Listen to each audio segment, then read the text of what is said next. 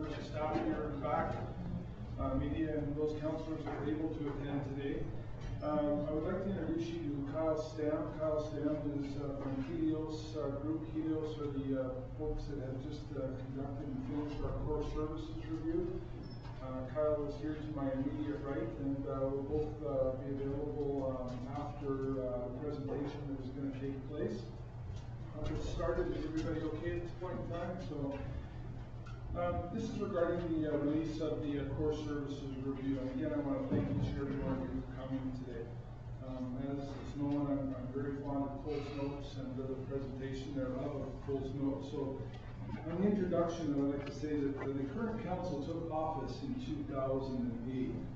In the early days of office, this council realized that the city's spending was on an unsustainable path, with expenditures in recent years rising at a rate which was much higher than inflation, and that's the CPI index.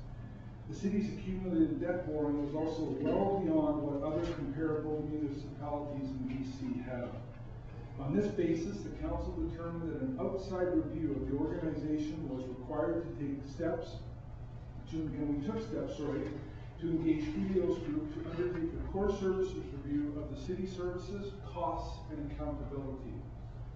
We have recently been presented with a final report of the core services review consultant, and that's Kyle Stam from Helios.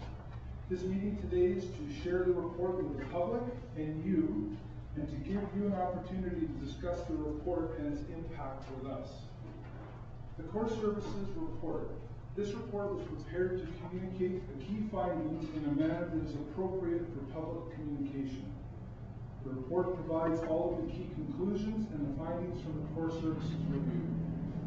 The consultant submitted a total of 61 specific recommendations, of which 21 target cost reduction, 19 focused on improving accountability, 14 are aimed at improving service, and 7 pursues shared service opportunities. At the same time, the report does not include a finite level of detail upon which the recommendations and the findings are based. Information at this level of detail would not be appropriate for sharing publicly, as it does contain some city employees' personal information. Summary of the findings.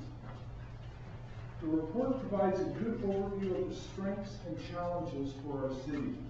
It commends the capability of our staff and re-emphasizes what has been said all along. And the consultant has been very clear. We have many good people working for the city of Penticton. The report also identifies serious challenges that we must address in order to restore the city to fiscal health, and also, in my opinion, the basis for implementation of the efficiencies, customer service, and productivity that is required to ensure the best possible value for all the citizens of Penticton. The direction the city has been headed in is unsustainable, and it is real easy to point fingers and blame, but we all have to look in the mirror. Share the responsibility, lower expectations and demands, and get back to the basics and common sense. The next steps. Council has reviewed and discussed the core services review findings with the consultant and has taken immediate action on some of the recommendations. This morning, the core services information and recommendations will be made available to all city staff and the public in an electronic format. We have asked the senior city staff to review the findings and the recommendations, consult with their various departments, and with that input and councils, derive an implementation plan that will set the direction for the future of the city of Penticton. It is up to all the staff and management and this council to make a difference that is required. Ladies and gentlemen, the world has changed, and so must we. We have the report, Dennis. Is the report available and put out? And I know that there are some people in the audience who like the copy. Do we have extra ones here? Can I take a copy, Worship? Thank you. And it's, it's a bit unfair, and unfortunately we want to make sure this report is disseminated to everybody on an equal and opportune time. Dennis will disseminate the pieces that he has, and I think the media have some already. I can see Mr. Miller going through here. There are going to be specific questions that you are going to have, And while we have the opportunity to have Kyle here this morning, if you do have any questions or comments, I would ask that you direct them through myself. And if Mr. Stam has availability to answer those, he will. Otherwise, on my side of the fence, I'll take questions also. It's an open mic, and as this council has been all along, we have continually looked for input, not only from the public, but from city staff. And I encourage you that here's an opportunity, with the council that is available, Mr. Back and Mr. Stam, the opportunity of questions. Sir? Yes, if long-term debt has indeed grown 600% during this time, what is this council prepared to do to tackle that? Well, we're taking it on the nose right now. We are looking at absolutely everything, sir. And I can't hold back to tell you that proactively, this has been a very proactive council. We're doing our best, and first what will come to mind is the city pool, and ask why, if the debt load of the city is at this particular amount, why did we take on the pool? Just to answer my own question to you is that we had the opportunity of grants. So it was approximately $4 million of upgrades that were required to the city of Penticton pool. We had the opportunity of $15 million coming from senior levels of government. So for an additional $3 million, which at this point in time, we considered the opportunity to take those funds and improve the pool. However, it has added to the debt load of the city of Penticton, not only in long-term debt, but also on the operations. Can we expect more job layoffs in the near future? We have challenged staff, and we have challenged the managers. The senior managers got a hold of the finance report late yesterday, Mr. Batts, am I correct? That's correct. And we will be working with the senior managers of the city of Penticton and council to ensure that we take a look at absolutely everything that will affect the outcome of the city in the future. Final question, please. How much of the debt load is the fault of the construction of the South Okanagan Event Center and the annual operating deficit?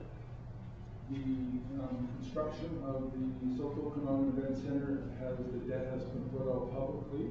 I can tell you at this point in time, it's in excess of, not just the South Okanagan Event Center, the total accumulated debt of the city of Penticton is in excess of $80 million. The center itself is approximately $53 million, along with the associated infrastructure that was required in the area, and that's a requirement when you do upgrades on it. James, and just over the front of my face is that, we have the center, it's up, it's running, it has to run in an efficient fashion like what we are trying to do with the rest of the city. We're going to be doing our darndest to make sure that happens, but, we can't turn back the clock. Thank you. Okay? And again, I do apologize, but there was a specific reason that we wanted to make sure that this report was given to everybody at the same time, right? And I know that once you go through it, there are going to be additional questions that will come to mind. As you know, I'm very accessible, and just give me a call. So. I don't know if this is an appropriate question, just because all of council's not here, but I guess to sort of make up for, the budget problems, will you guys raise taxes, and if so, what sort of an amount that you're thinking for this year?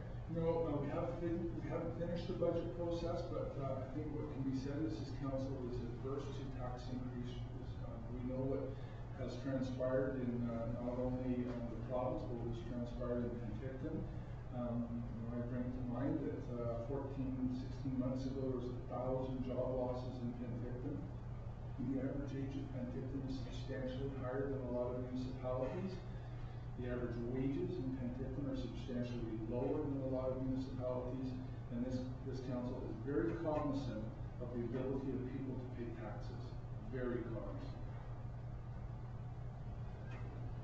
It says here in the report, Penticton has more layers of management than necessary.